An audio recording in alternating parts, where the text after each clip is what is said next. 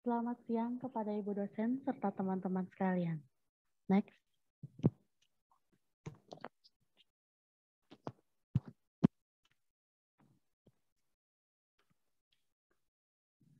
Sebelum memulai presentasi, izinkan saya memperkenalkan diri serta teman-teman saya terlebih dahulu. Saya sendiri Komang Pramita Arisanti, NPM 158. Igusti Ayu Agung Wulandari, NPM 183. Putu Novia Kristina Klau, NPM 187. Nilo Novik Lydia Stuti, NPM 191. Dan yang terakhir, Putu Mirta Yulianti, NPM 192. Next.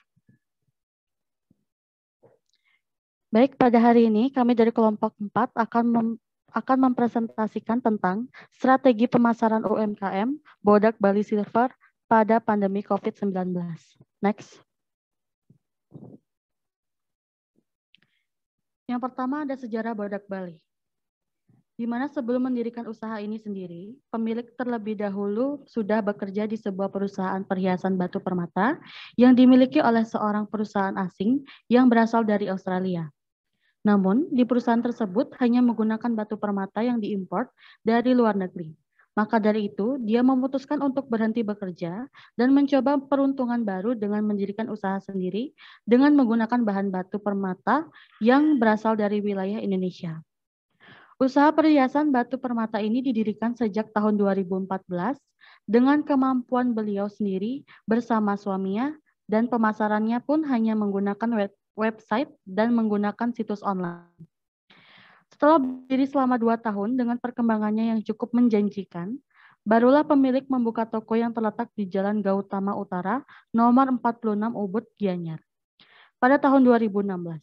Namun, Bodak Bali sendiri diambil dari nama geng pertemanan pemilik saat masih kuliah.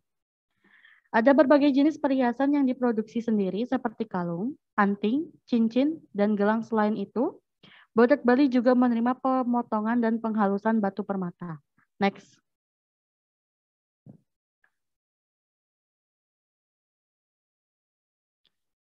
Selanjutnya di sini ada struktur UMKM, di mana pemiliknya dan wakil direktur, terdapat karyawan toko, kepala bagian produksi, dan di bawahnya terdapat karyawan produksi.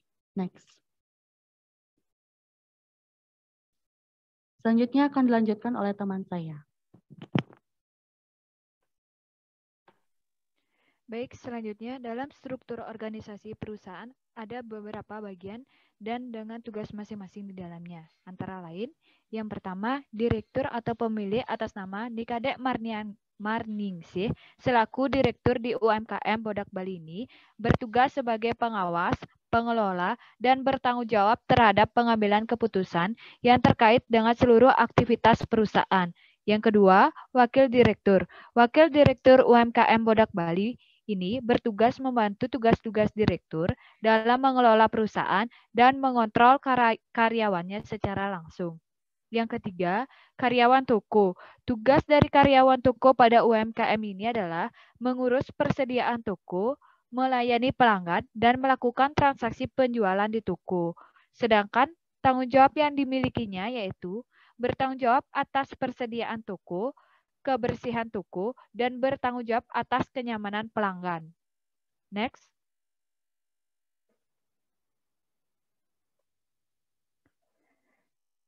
Kepala bagian produksi.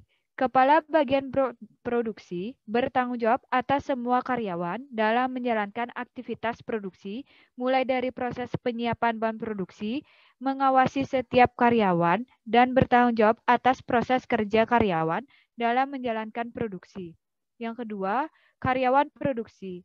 Karyawan produksi bertanggung jawab memproduksi produk, mulai dari mengelola batu permata membuat jewelry, dan menyatukannya kembali menjadi perhiasan yang siap dipasarkan. Pesanan mengerjakan pesanan produksi dan persediaan toko. Next.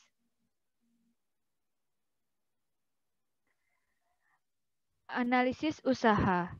Hasil dari analisis ini dapat diketahui bahwa rata-rata UMKM Bodak Bali milik Nikadek Marningsih di Jalan Gautama Utama nomor 46 Ubud Gianyar ini telah berdiri dari tahun 2014 dan masih berjalan hingga sekarang. Yang pertama, pemilik dari UMKM ini secara umum memimpin secara langsung unit usahanya. Yang kedua, mereka mempunyai tenaga kerja yang bekerja di unit usaha miliknya. Sebelum masa pandemi, karyawan di toko berjumlah 2 orang wanita, sedangkan di tempat produksi berjumlah 5 orang wanita dan pria. Yang ketiga, modal dari membangun Bodak Bali sebesar 55 juta, sebagian modal berasal dari tabungan pribadi dan sebagiannya lagi berasal dari pinjaman bank. Yang keempat, untuk omset pendapatan dari Bodak Bali didapatkan dari penjualan ekspor ke Australia, Amerika, Jepang, dan Perancis. Yang kelima, sedangkan penyerapan tenaga kerja oleh UMKM Bodak Bali terbukti untuk mengurangi jumlah pengangguran yang ada di sekitaran Ubud. Hal ini, penyerapan tenaga kerja membawa dampak positif bagi upaya perentasan atau pengentasan kemiskinan di Kabupaten Gianyar. Baik, selanjutnya akan dilanjutkan oleh teman saya.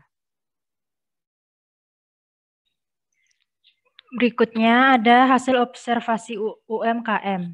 Yang pertama ada sumber daya manusia pada UMKM Bodak Bali.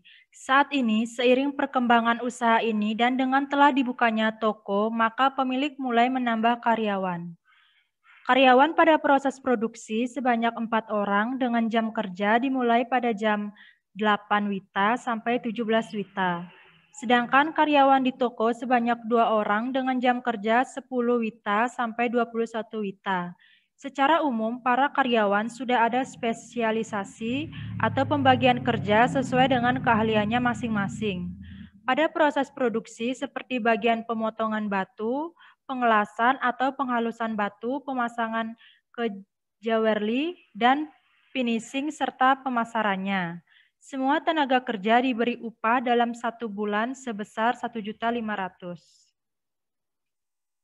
Selanjutnya ada sistem pemasaran Bodak Bali. Kegiatan pemasaran merupakan salah satu kunci keberhasilan usaha. Pemasaran merupakan suatu sistem keseluruhan dari kegiatan usaha yang meliputi perencanaan produk, penentuan harga, pendistribusian barang, dan promosi. Sistem pemasaran yang dilakukan dengan langsung memasarkan di toko menggunakan yang pertama website dengan nama www.bodakbali@gmail.com. Yang kedua menggunakan situs sale online Etsy dalam proses pemasaran. Yang ketiga menggunakan Instagram sebagai media promosi @bodakbalisilver. Seiring perkembangannya serta kualitas yang diberikan Bodak Bali, proses pemasarannya juga mulai banyak dari rekomendasi customer ke teman atau saudaranya. Sehingga saat ini pemasarannya sudah mencapai ke luar negeri seperti Jepang, Amerika, dan Prancis. Selanjutnya, ada sistem keuangan. Berikut ini adalah sistem keuangan yang didapat Bodak Bali setiap bulannya. Yang pertama ada penjualan per bulan sebesar 50 juta, biaya produksi per bulan 20 juta, biaya gaji per bulan untuk 6 orang sebesar 9 juta, biaya listrik dan air per bulan sebesar 400 juta. Dengan laba rugi Bodak Bali, penjualannya sebesar 50 juta, biaya dikurangi biaya produksi 20 juta, menghasilkan laba rugi kotor sebesar 30 juta. Dikurangi biaya gaji sebesar 9 juta dan biaya listrik dan air sebesar 400 juta. Dengan laba rugi bersih sebesar 20 juta 600.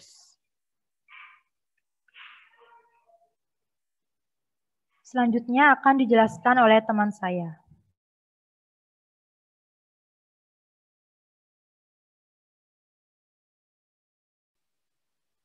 Baik, selanjutnya ada peran dan kendala yang dihadapi.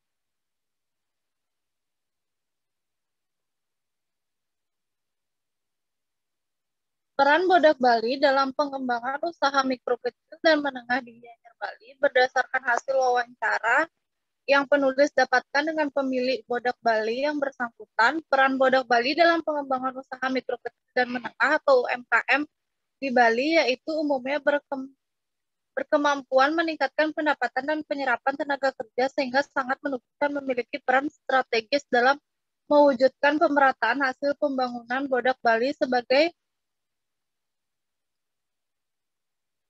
dalam pengembangan UMKM ini. Kendala yang dihadapi UMKM Bodak Bali selama berjalannya usaha ini dan dengan adanya pandemi COVID-19 ini ada beberapa kendala yang dihadapi oleh Bodak Bali. Antara lain yaitu kendala dalam segi bahan baku yang diperoleh dari Jawa, di mana sering terjadi keterlambatan penerimaan bahan baku yang menyebabkan terhambatnya proses produksi karena kebijakan pemerintah selama pandemi.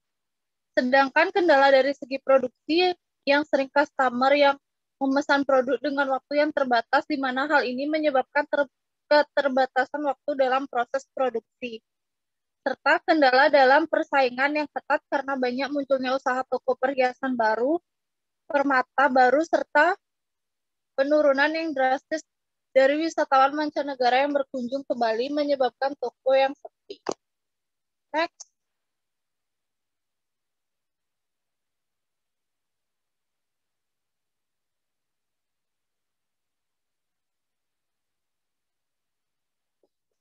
Strategi pemasaran selama pandemi COVID-19.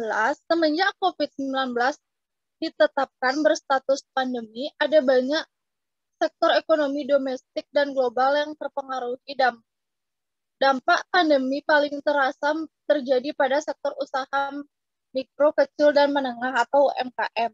Pada kondisi pandemi COVID-19 ini, pemilik usaha memastikan keuangan usahanya agar tetap sehat dan bisa bertahan di masa sulit ini. Oleh karena itu, di masa pandemi ini, pemilik usaha berusaha untuk mengoptimalkan pemasaran online dan digital marketing sebagai sarana komunikasi dengan target konsumen. Media online memberikan dampak positif bagi stabilitas kehidupan usaha. Saat ini, usaha ini telah menggunakan website pemasaran online ETSY. Strategi pemasaran dengan menonjolkan keunikan dan kualitas produk, pengemasan, menarik, dan kenyamanan juga menjadi hal yang sangat penting yang harus diperhatikan untuk menarik minat internasional. Next.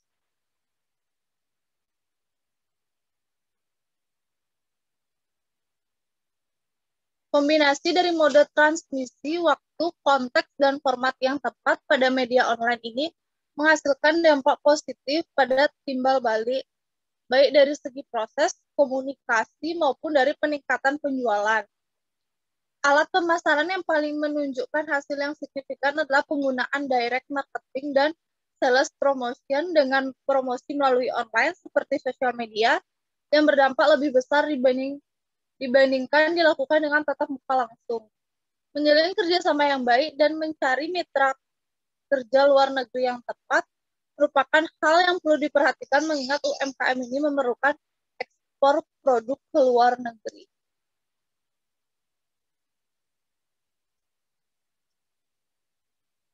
Selain itu, alat komunikasi pemasaran seperti periklanan, direct marketing, dan sales promotion, EWOM, dan public relation dapat tetap diorganisir dengan menggunakan media online. Alat pemasaran yang paling menunjukkan hasil yang signifikan adalah penggunaan direct marketing dan sales promotion dengan promosi melalui online seperti sosial media yang berdampak lebih besar dibandingkan dilakukan dengan tatap muka langsung sehingga mempermudah pemasaran ke luar negeri.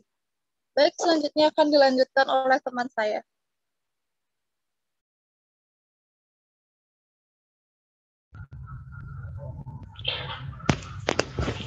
Baik, di sini saya akan melanjutkan presentasi dari teman saya.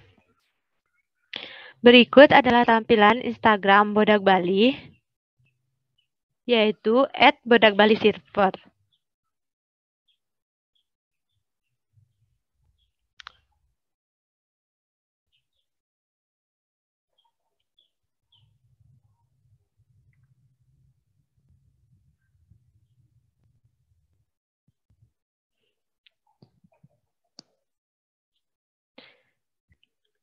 Ini adalah lampiran dari Bodak Bali, mulai dari surat izin, tempat usaha, dan tempat produksi. Next.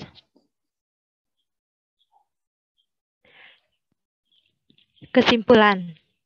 UMKM merupakan usaha kecil rakyat yang berskala kecil dan perlu dilindungi untuk mencegah dari persaingan usaha yang tidak sehat. Berdirinya sebuah UMKM harus memiliki sistem manajemen yang berkaitan dengan dokumen yang mendukung jalannya usaha, SDM, proses produksi, sistem pemasaran, dan sistem administrasi keuangan yang jelas untuk kemajuan usaha tersebut. Contohnya, Bodak Bali. Usaha ini memproduksi perhiasan dari batu permata lokal. Bodak Bali didirikan oleh Nikade Marningsih sejak tahun 2014 dengan pengalaman dan kemampuan yang dimilikinya sehingga usaha ini dapat berkembang dengan baik.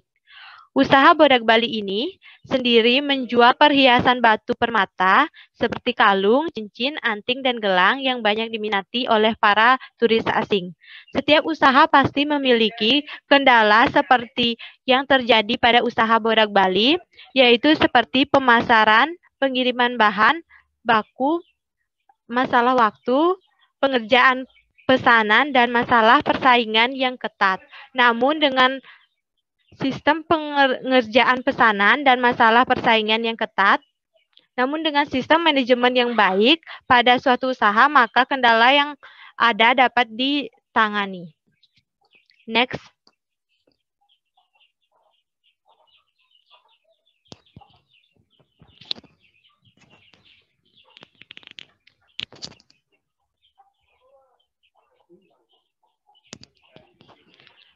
Baik, sekian presentasi dari kelompok kami. Jika ada kesalahan kata maupun sikap, mohon dimaafkan.